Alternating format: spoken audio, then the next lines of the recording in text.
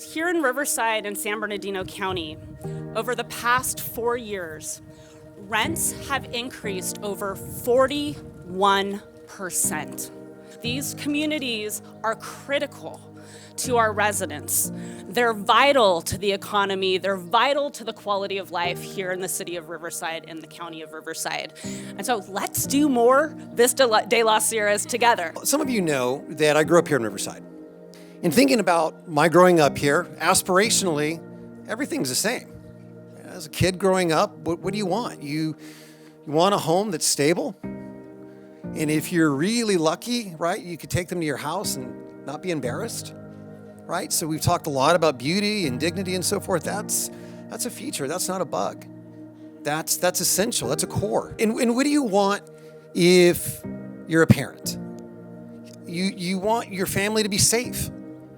You want a space where if they work hard and study hard, will have the ability to pursue their dreams, whatever those dreams may be. That's all you want. Renters need to earn 2.8 times the state minimum wage to afford the average asking rent in California. And this reinforces why projects like this are so incredibly important here in Riverside and the region. We need 2.5 million housing units by 2030.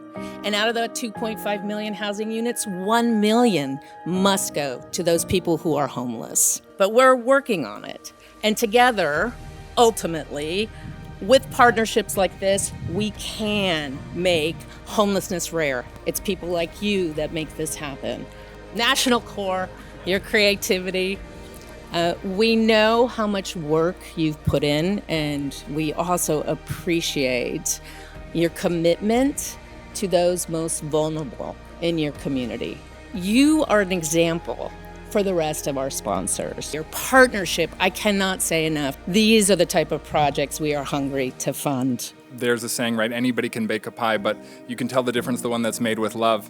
That's been our experience with National Corps. Many developers have supportive services, but there's a clear difference in the level of love baked into the product. It is my prayer that the rest of the state, of the nation, of this world can look upon what is happening here and see that amazing things can happen when we do things together.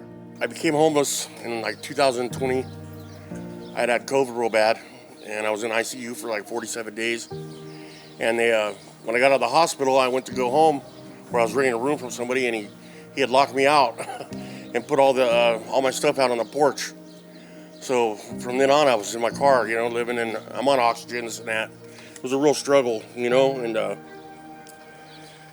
was for about 3 years I was going through that, and it was hard out there, keep my oxygen filled up and everything else, and I just don't know how I would do without this community and National Corps. I don't think I'd still be around, honestly. I mean, I'm a little emotional, sorry, but it's just such a blessing to be here. If I was on the streets, there's no way, man, that I would probably still be around. It's just too hard. And now I'm living in comfort. The air conditioner works great. And, it's been a real blessing. It was real nice to call my mom and say, Mom, hey, I'm good. You don't have to worry about me no more. I'm in a safe spot. So thank you, National Corps, Illumination Foundation, everybody for putting all this together and for letting me come up here and just throw a few words. And I appreciate you all very much. It's quite a blessing. Thank you.